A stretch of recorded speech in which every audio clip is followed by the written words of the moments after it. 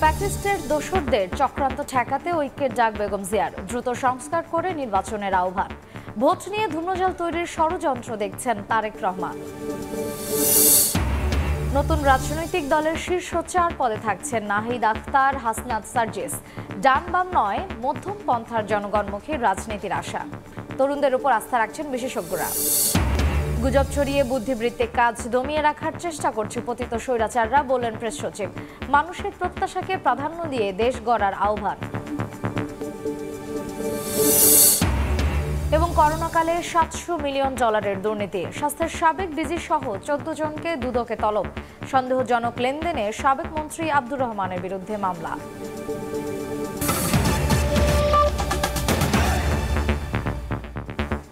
সময় সংবাদের সঙ্গে আছি আমি মার্জিয়া শ্রেয়া। দীর্ঘদিন পর জনসমক্ষে ভার্চুয়ালি বক্তব্য রাখলেন বিএনপি চেয়ারপারসন বেগম খালেদা জিয়া। দলের বর্ধিত সভায় লন্ডন থেকে যুক্ত হয়ে তিনি বলেন, জুলাই আন্দোলনের চেতনা ধ্বংসে ফ্যাসিস্টের দোসররা এখনো ষড়যন্ত্রে লিপ্ত। গণতান্ত্রিক বাংলাদেশ গড়তে ন্যূনতম সংস্কার শেষে নির্বাচন দিতে সরকারের প্রতি আহ্বান জানান বিএনপি নেত্রী। নির্দেশনা দেন ভেদাভেদ ভুলে নেতাকর্মীদের ঐক্যবদ্ধ থাকার। আর তারেক রহমান বলেছেন, স্থানীয় নাকি জাতীয় নির্বাচন, এ নিয়ে ধূম্রজাল তৈরির ষড়যন্ত্র চলছে। রেজাউল হক রিপন ও মোবারক হোসেন শুভর ক্যামেরায় আহমেদ সালাহিনের রিপোর্ট। সুশৃঙ্খল আয়োজন, দীর্ঘদিন পর এক হয়েছেন নেতাকর্মীরা। জাতীয় সংসদের এলডি হল জুড়ে বিএনপির এই মিলন মেলা। দলের বর্ধিত সভাকে কেন্দ্র করে সকাল থেকেই আসতে থাকেন দেশের বিভিন্ন অঞ্চলের সিনিয়র নেতারা, যেখানে ছিলেন বিএনপির শীর্ষ নেতারা সহ ভাইস চেয়ারম্যান, চেয়ারপারসনের উপদেষ্টা ও নির্বাহী কমিটি ছাড়াও বিভিন্ন অঙ্গ সহযোগী সংগঠনের সিনিয়র নেতারা। বিগত আন্দোলনে শহীদদের স্মরণে শোক প্রস্তাব শেষে সূচনা বক্তব্য দেন বিএনপি মহাসচিব মির্জা ফখরুল ইসলাম আলমগীর। অভিযোগ করেন, বাইরে থেকে শেখ হাসিনা ও দেশের ভেতর থেকে একটি মহল ভুল ব্যাখ্যা দিয়ে দেশকে অস্থিতিশীল করার ষড়যন্ত্র করছে। একটি গোষ্ঠী, একটি মহল বিভিন্নভাবে চক্রান্ত শুরু করেছে। ফ্যাসিস্ট শেখ হাসিনা বিদেশে গিয়ে তিনি সেই চেষ্টা করছেন। একই সঙ্গে দেশের অভ্যন্তরীণ অবস্থায় কিছু কিছু ব্যক্তি গোষ্ঠী তারা ভুল ব্যাখ্যা দিয়ে জনগণকে বিভ্রান্ত করার চেষ্টা করছে। উদ্বোধনী বক্তব্যে বিএনপির ভারপ্রাপ্ত চেয়ারম্যান তারেক রহমান বলেন, স্থানীয় না জাতীয় নির্বাচন, এই ইস্যুতে ধূম্রজাল তৈরির ষড়যন্ত্র চলছে। ফ্যাসিবাদকে পুনর্বাসিত করার কোনো চক্রান্তের ফাঁদে বিএনপি পা দেবে না বলেও সাফ জানান তিনি। কোন উপদেষ্টার বিভ্রান্তিমূলক বক্তব্য, মন্তব্য স্বাধীনতা প্রিয় গণতান্ত্রিকামী জনগণের জন্য হতাশার কারণও হয়ে উঠেছে। জাতীয় নির্বাচনের আগে স্থানীয় নির্বাচন অনুষ্ঠানের নামে কেন দেশের পরিস্থিতি আরো ঘোলাটে করতে চাইছে, এটি জনগণের কাছে বোধগম্য নয়। দীর্ঘদিন পর বিএনপির বর্ধিত সভায় যুক্ত হয়ে বক্তব্য রাখেন দলটির চেয়ারপারসন বেগম খালেদা জিয়া। তিনি সতর্ক করে বলেন, ফ্যাসিস্টরা এখনো ষড়যন্ত্রে লিপ্ত। ইস্পাত কঠিন ঐক্য গড়ে তুলে চক্রান্তের বিরুদ্ধে প্রতিরোধের আহ্বান জানান বিএনপি নেত্রী। এখনো ফ্যাসিস্টদের দোসররা এবং বাংলাদেশের শত্রুরা গণ অভ্যুত্থানের মাধ্যমে প্রাপ্ত অর্জনকে নস্যাৎ করার জন্য গভীর চক্রান্তে লিপ্ত রয়েছে। ইস্পাত কঠিন ঐক্যের মাধ্যমে জনগণকে সঙ্গে নিয়ে এবং চক্রান্তকে ব্যর্থ করে দিতে হবে। নির্বাচন প্রসঙ্গে বেগম জিয়া বলেন, ন্যূনতম সংস্কার শেষে গণতান্ত্রিক ব্যবস্থায় ফিরতে নির্বাচনের দিকে যেতে হবে অন্তর্বর্তী সরকারকে। অন্তর্বর্তীকালীন সরকার গঠিত হয়েছে, তাদের কাছে জনগণের প্রত্যাশা রাষ্ট্র মেরামতের ন্যূনতম সংস্কার দ্রুত সম্পন্ন করে গণতান্ত্রিক ব্যবস্থায় ফিরে যাওয়ার জন্য সকলের কাছে গ্রহণযোগ্য একটি নির্বাচন অনুষ্ঠান সম্পন্ন করা। প্রথম অধিবেশন শেষে বর্ধিত সভার দ্বিতীয় সেশনে নিজেদের মতামত তুলে ধরে নেতাকর্মীরা বলেন, যে কোনো মূল্যে ঐক্য ধরে রাখতে সচেষ্ট থাকবেন তারা। দীর্ঘদিন পর সারা দেশ থেকে আসা নেতাকর্মীরা এক হয়েছেন এই বর্ধিত সভায়। আর এই নেতাকর্মীদের উদ্দেশ্যে দলটির হাইকমান্ড বলছেন, আগামী দিনে যে জুলাই আন্দোলনের চেতনা যেন নস্যাৎ না হয়, সবাইকে সে কারণে ঐক্যবদ্ধ থাকতে হবে। একই সঙ্গে আগামী নির্বাচনকে কেন্দ্র করে অন্তর্বর্তীকালীন সরকার নিরপেক্ষ ভূমিকা পালন করে ন্যূনতম সংস্কার শেষে গণতান্ত্রিক রাষ্ট্র ব্যবস্থার জন্য জনগণের ভোটাধিকার ফিরিয়ে দিবেন। এই আহ্বান জানিয়ে দলটির শীর্ষ নেতারা বলছেন, সবাইকে ঐক্যবদ্ধ থেকে আগামী নির্বাচনের প্রস্তুতি নেবেন তারা। আহমেদ সালেহীন, সময় সংবাদ, ঢাকা। তরুণদের নেতৃত্বে বহুল আলোচিত রাজনৈতিক দলের আত্মপ্রকাশ কাল। দল গঠনের অন্যতম উদ্যোক্তা সার্জিস আলম বলছেন, নতুন দল হবে বাংলাদেশপন্থী, ডান বাম নয়, মধ্যম পন্থার জনগণমুখী রাজনীতি করবে দলটি। বিশেষজ্ঞরাও আশা দেখছেন তারুণ্য নির্ভর নতুন এই দলে জনগণের আস্থা অর্জনে গতানুগতিক ধারা পরিহার এবং অভ্যন্তরীণ গণতন্ত্র চর্চার উপর জোর তাদের। হাসান ওয়ালির প্রতিবেদন। স্বৈরাচারী সরকারের বিদায় ঘণ্টা বাজানো অভ্যুত্থানকারীদের নেতৃত্বে আসছে রাজনৈতিক দল। সঙ্গত কারণেই নতুন দলের গঠন প্রক্রিয়া এবং নেতৃত্ব আলোচনার তুঙ্গে। শুক্রবার বিকেলে রাজধানীর মানিক মিয়া এভিনিউয়ে আত্মপ্রকাশ ঘটবে দলটির, যার দায়িত্ব নিতে তথ্য উপদেষ্টার পদ ছেড়েছেন নাহিদ ইসলাম। এছাড়াও জাতীয় নাগরিক কমিটির সদস্য সচিব আখতার হোসেন, আলোচিত দুই সমন্বয়ক সার্জিস আলম এবং হাসনাত আবদুল্লাহ আসছেন শীর্ষ 4 পদে। এছাড়াও নাসিরুদ্দিন পাটোয়ারি, হান্নান মাসুদ, সামান্তা শারমিনকে দেখা যেতে পারে গুরুত্বপূর্ণ দায়িত্বে। কমিটিতে দেখা যাবে জুলাই আন্দোলনে মাঠে থাকা পরিচিত মুখদের। করতে চাই নতুন দল গঠনে নেতৃত্ব স্থানীয় ভূমিকা রাখছেন গণ অভ্যুত্থানের অন্যতম নায়ক সার্জিস আলম। তিনি বলছেন, নতুন দল বৈদেশিক কোন শক্তির আগ্রাসন বরদাস্ত করবে না। আমরা এই তরুণ প্রজন্মের নেতৃত্বে যে রাজনৈতিক দল করতে যাচ্ছি, তারা বৈদেশিক যে কোনো শক্তির চোখ রাঙানো আগ্রাসন বিন্দুমাত্র সহ্য করব না। সবার আগে দেশের স্বার্থ। আমাদের জোর দিতে হবে মানুষের সাথে কানেক্টিভিটির জায়গাটাতে। এর আগে রাজনৈতিক দলগুলো মনোনয়ন বাণিজ্য করেছে, এর আগে রাজনৈতিক দলগুলো পরিবারতন্ত্র কায়েম করেছে, এর আগে রাজনৈতিক দলগুলো স্বৈরতন্ত্র কায়েম করেছে। আমরা মনে করি বাংলাদেশে এই সময়টা শেষ হয়েছে। দেশের স্বার্থ অক্ষুণ্ণ রেখে মধ্যম পন্থার জনগণমুখী রাজনীতি করার প্রত্যয় সার্জিস আলমের। বাংলাদেশে গতানুগতিক যে রাজনৈতিক কালচারগুলো ছিল, এগুলো থেকে আমাদের এখন বের হয়ে আসতে হবে। আমাদের রাজনৈতিক কালচার হবে জনগণমুখী, রাজনৈতিক কালচার হবে দেশের স্বার্থমুখী। মধ্যম পন্থার রাজনীতি করতে চাই, না ডান না বাম না হচ্ছে উপর নিচ, এরকম কিছু না। মধ্যম পন্থার একটা রাজনীতি করতে চাই এবং আমরা আমাদের জায়গা থেকে মনে করি আমরা বাংলাদেশ পন্থার রাজনীতি করতে চাই। নতুন দল নিয়ে বিশেষ আগ্রহ রয়েছে রাজনৈতিক বিশ্লেষকদেরও। ঢাকা বিশ্ববিদ্যালয়ের রাষ্ট্রবিজ্ঞানের শিক্ষক অধ্যাপক সাব্বির আহমেদও সম্ভাবনা দেখছেন তরুণদের এই নেতৃত্বে। গতানুগতিক পথে না হেঁটে দলের অভ্যন্তরীণ গণতন্ত্র চর্চার উপর জোর তার। দলটা একটা তারুণ্য নির্ভর দল হবে, যেটি আমাকে আশাবাদী করে। কিন্তু প্রশ্ন হচ্ছে যে দল তো করলেই হবে না, গতানুগতিক ধারার যে রাজনৈতিক দল, একই ধারাবাহিকতা যদি এই নতুন দলের মধ্যে থাকে, তাহলে কিন্তু দল সে আবারও ঘুরে ফিরে পুরনো লেগেসিতে ফিরে যাবে।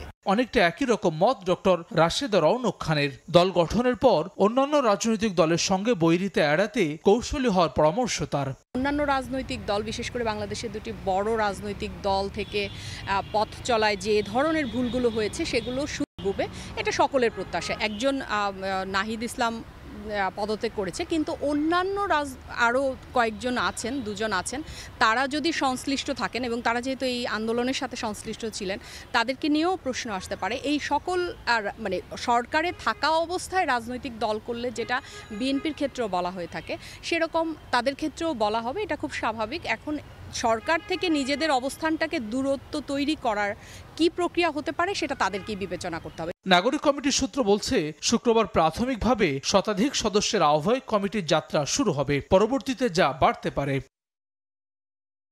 হাসান ওয়ালি, সময় সংবাদ, ঢাকা।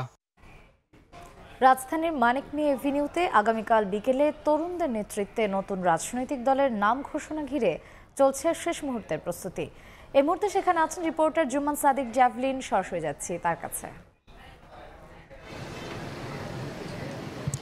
মানিক মিয়া এভিনিউর এই মুহূর্তে আপনাদেরকে যদি দেখাই, কাজ চলছে।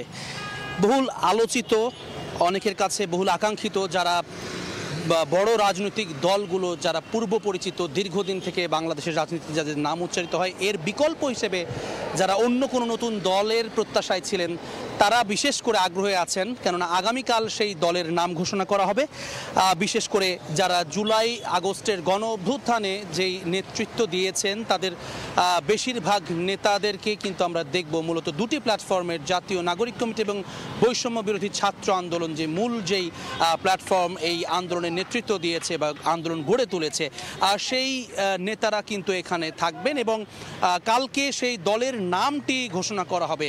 এইখানকার প্রধান যিনি থাকছেন অর্থাৎ নাহিদ ইসলাম, তার নাম আগেই জানানো হয়েছে, আহ্বায়ক হিসেবে তিনি থাকছেন, কিংবা যুগ্ম যারা সচিব রয়েছেন, সদস্য সচিব আক্তার হোসেন, কিংবা যুগ্ম সচিব কারা হতে পারেন, মুখপাত্র কারা হবেন, সেগুলো জানা থাকলেও দলের নাম সেটি কিন্তু আগামীকালকে ঘোষণা করা হবে। এবং এটি একটি মাইল ফলক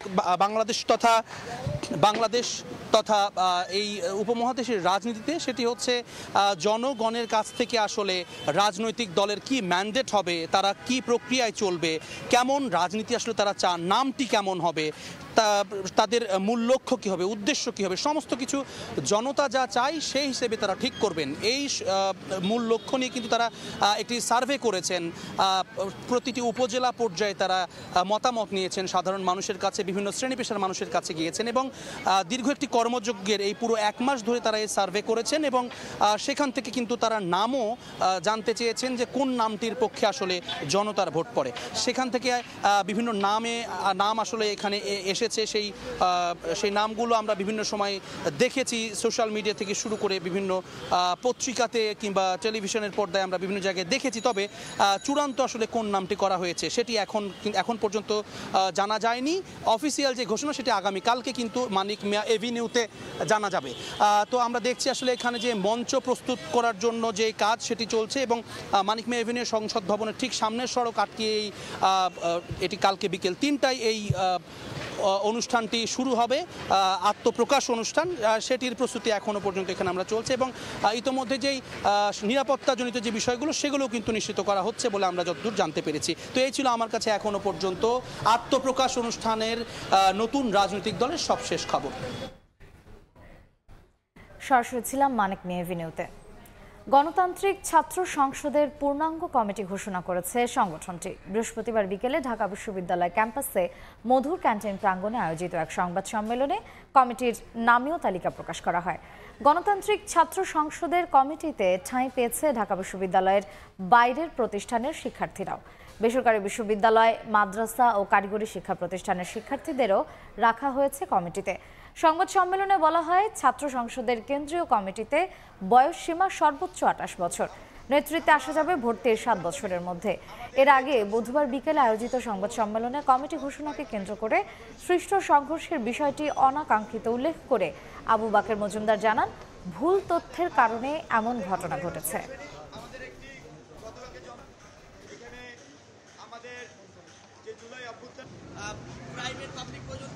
সারা দেশের প্রত্যেকটি ইউনিটে কমিটি প্রণয়ন করতে। তো আমরা দেখছি যে সারা দেশে আমাদের এই বাংলাদেশ গণতান্ত্রিক ছাত্র সংসদ এই সংগঠনে যোগ দেওয়ার জন্য শিক্ষার্থীদের মধ্যে কিন্তু আমরা কালকে উৎফুল্ল দেখতে পেয়েছি, তাদের মধ্যে আকাঙ্ক্ষা দেখতে পেয়েছি। তো আমরা সবাইকে শান্ত থাকার অনুরোধ করব, সবাইকে আহ্বান জানাবো আপনারা বিভিন্ন ইউনিট পর্যায়ে যুক্ত হন।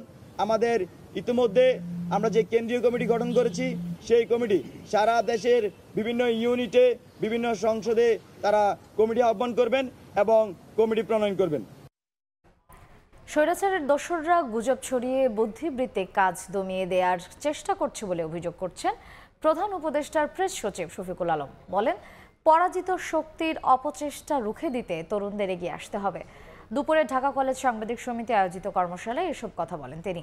বাংলাদেশ এখন যুব সন্ধিক্ষণে আছে মন্তব্য করে শফিকুল আলম বলেন, এখন সময় এসেছে মানুষের প্রত্যাশাকে প্রাধান্য দিয়ে দেশ গড়া। নির্বাচনের মাধ্যমে নতুন সরকার দায়িত্ব না নেওয়া পর্যন্ত বিতর্ক বিশ্লেষণ এবং আলোচনার মাধ্যমে বর্তমান সরকারকে সহযোগিতার জন্য শিক্ষার্থীদের প্রতি আহ্বান জানান তিনি। বলেন, কেউ যাতে নাগরিকের অধিকার কেড়ে না নেয় সে বিষয়ে সচেতন থাকতে হবে। ইউনিভার্সিটি কলেজগুলোতে পড়ছে বা যারা ইভেন কলেজ বা স্কুলে সবাই নিজেরাই স্বৈরাচারের যারা দোসর, তারা চাবে যে এই আমাদের ডিবেটগুলোকে দূরে সরিয়ে রাখতে, আমাদের মধ্যে বুদ্ধিভিত্তিক চর্চাকে তারা চাবে যে ডিসরাপ্ট করতে।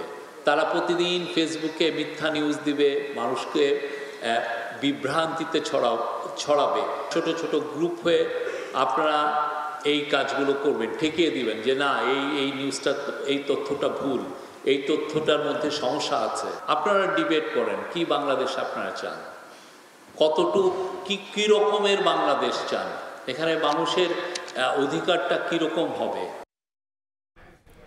রাজধানীর ফরেন সার্ভিস একাডেমিতে প্রধান উপদেষ্টার প্রেস উইং এর ব্রিফিং চলছে, সরাসরি চলে যাচ্ছি সেখানে।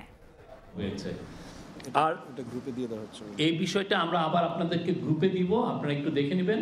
আর আপনারা জানেন যে গতকালকে আমরা গণমাধ্যম কর্মীদের জন্য অ্যাক্রিডিটেশন যে কার্ড, যেটা নিয়ে আসে গত অনেক বছর ধরে এই কার্ডের নীতিমালা নিয়ে অনেকগুলো প্রশ্ন ছিল, সেটার জন্য একটা বড় কমিটি কাজ করেছিলেন। সেই কমিটি আপনারা জানেন যে এই অ্যাক্রিডিটেশন কার্ডটা উপরে যে নীতিমালা করেছে, নতুন নীতিমালা, সেটা অ্যাপ্রুভ হয়েছে এবং এটা কালকে আমরা পোস্টিং আপনাদেরকে জানিয়েছি এবং আমরা এটা আমাদের হোয়াটসঅ্যাপ পেজে দিয়েছি। তো এটার উপরে আমাদের এই কমিটিতে ছিলেন আমাদের deputy press secretary Azad Majumdar, উনি এটার উপরে আরও একটু আলোকপাত করবেন। ধন্যবাদ আপনাদেরকে। রেশন কার্ড নিয়ে কথা বলার আগে আমি জাস্ট জুলাই যোদ্ধাদের বিষয়ে জাস্ট একটু অ্যাড করতে চাই আমাদেরকে। আমাদের এই বিষয়ে দায়িত্বপ্রাপ্ত মন্ত্রণালয়ের উপদেষ্টা উনি জানিয়েছেন যে মাসিক যে ভাতাটা দেওয়া হয় এই ভাতাটা ওনারা চেষ্টা করবেন মার্চ মাস থেকেই দেওয়া শুরু করতে। আর একটু অধিদপ্তর কাজ করতে একটু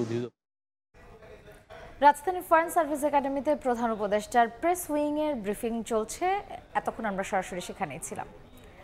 দেশের জন্য আত্মত্যাগে সেনা সদস্যদের প্রস্তুত থাকার আহ্বান জানিয়েছেন সেনাপ্রধান general Wakeruzzaman. Bangladesh infantry regimental সেন্টারে 7ম কর্নেল অব দ্য রেজিমেন্ট হিসেবে অভিষিক্ত হয়ে সেনাবাহিনীর প্রধান এই আহ্বান জানান। এ সময় তিনি আধুনিক যুগোপযোগী প্রশিক্ষণের মাধ্যমে একবিংশ শতাব্দীর চ্যালেঞ্জ মোকাবিলায় প্রস্তুত থাকতে রেজিমেন্টের সব সদস্যের প্রতি আহ্বান জানান। 19তম বাৎসরিক অধিনায়ক সম্মেলনে সকালে রাজশাহী সেনানিবাসের শহীদ কর্নেল আনিস প্যারেড গ্রাউন্ডে সেনাপ্রধান পৌঁছালে একটি চৌকস দল তাকে গার্ড অব অনার প্রদান করে। এরপর সেনাবাহিনী প্রধানকে কর্নেল র্যাঙ্ক ব্যাজ পরিয়ে দেওয়া হয়। পরে বক্তব্যে তিনি বলেন, সেনাবাহিনীর সদস্যদের নিজেকে পেশাদার ও দক্ষ হিসেবে গড়ে তুলতে হবে।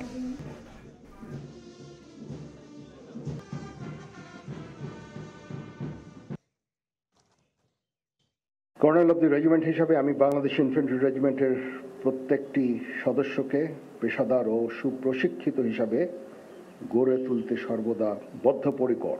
এই রেজিমেন্টের প্রতিটি সদস্য দেশের যে কোনো প্রয়োজনে স্বতঃস্ফূর্তভাবে দায়িত্ব পালন করবে এবং প্রয়োজনে নিজেদের জীবন উৎসর্গ করতে প্রস্তুত থাকবে। আমি আশা করব বাংলাদেশ ইনফ্যান্ট্রি রেজিমেন্টের প্রতিটি সদস্য তাদের উপর অর্পিত দায়িত্ব সর্বোচ্চ শৃঙ্খলা এবং পেশাদারিত্বের সাথে পালন করবে। দেখছেন সময় সংবাদ। করোনাকালে স্বাস্থ্য খাতে $700 মিলিয়ন জালিয়াতি ধরতে নড়েচড়ে বসেছে দুদক। তলব করা হয়েছে অধিদপ্তরের সাবেক ডিজি আবুল কালাম আজাদ সহ 14 জনকে। এদিন প্রায় 4,000 কোটি টাকা লেনদেনের অভিযোগে মামলা করা হয়েছে সাবেক মৎস্য ও প্রাণী সম্পদ মন্ত্রী আব্দুর রহমানের বিরুদ্ধে। এছাড়া বিগত সরকারের সময় প্রভাবশালী বেশ কয়েকজন আমলা পুলিশের বিরুদ্ধে মামলা করেছে সংস্থাটি। করোনাকালে বিশ্ব ব্যাংক সহ দাতা সংস্থা থেকে পাওয়া $700 মিলিয়ন প্রকল্পে নানা অনিয়ম দুর্নীতির ঘটনায় চলতি মাসে অনুসন্ধানের নামে দুদক।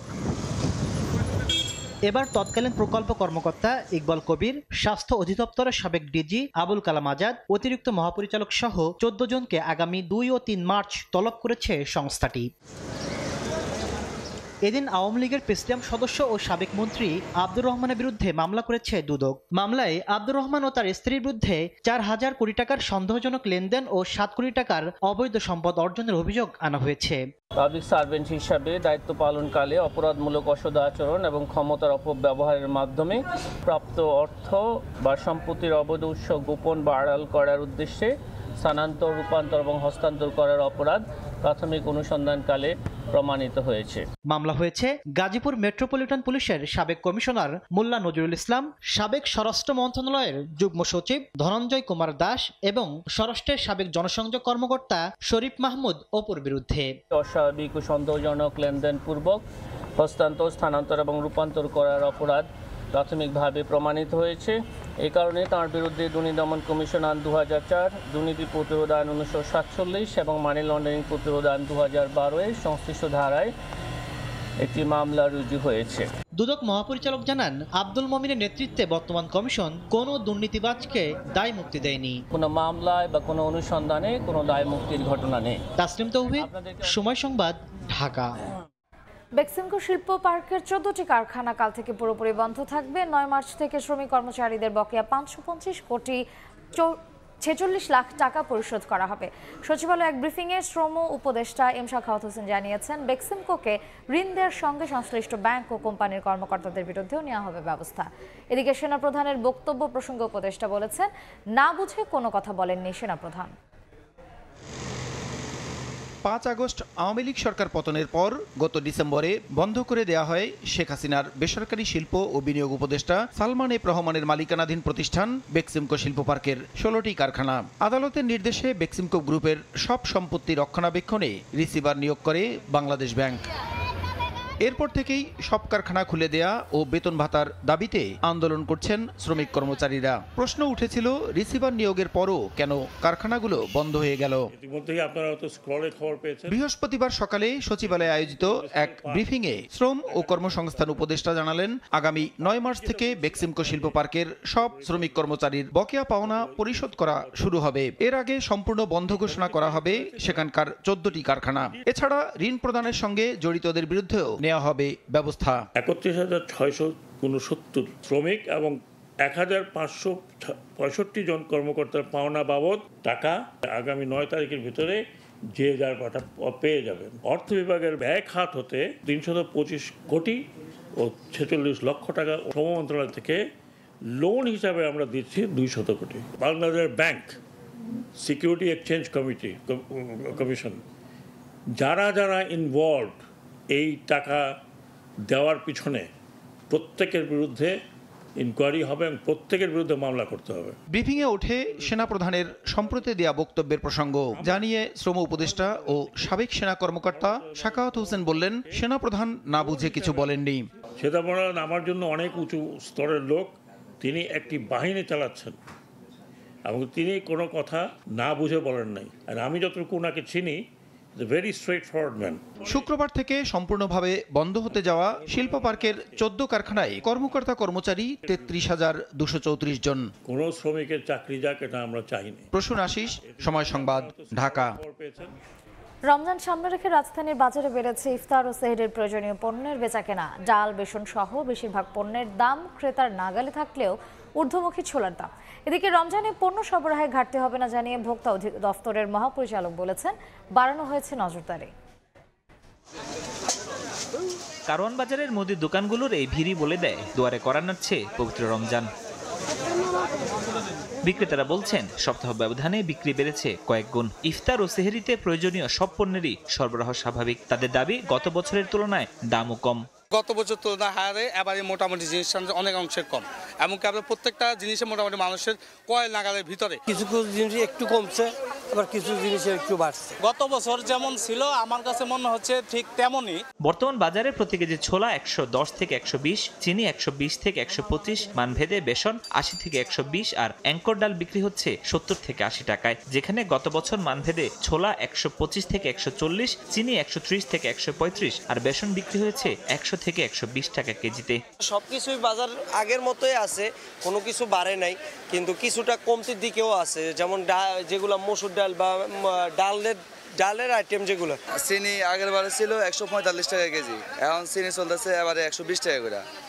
আর ট্যাং মোটামুটি আছে, ট্যাং কম দামে আছে, আড়াই কেজি ট্যাং 1150 টাকা। এদিকে রমজানে নিত্যপণ্যের দাম ভোক্তার নাগালে রাখতে বাজার মনিটরিং জোরদার করা হয়েছে বলে জানিয়েছেন ভোক্তা অধিকারের মহাপরিচালক। স্বাভাবিক সময়ের তুলনায় তদারকি টিমের সংখ্যা 30 থেকে 60 অর্থাৎ দ্বিগুণ করা হয়েছে। 63টি জেলায় জেলা প্রশাসকগণ কর্তৃক তাদের পরিচালিত তদারকি টিমের অতিরিক্ত রমজানে 30 দিন নিয়মিত নিবিড় মনিটরিং কার্যক্রম পরিচালনার উদ্যোগ নেওয়া হয়েছে।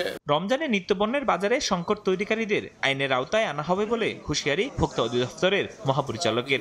ভোক্তা স্বার্থ বিরোধী কাজ করে তাদেরকে আইনের আওতায় আনতে হবে। ফরহাদুর রহমান, সময় সংবাদ, ঢাকা। এই ছিল সময় সংবাদে।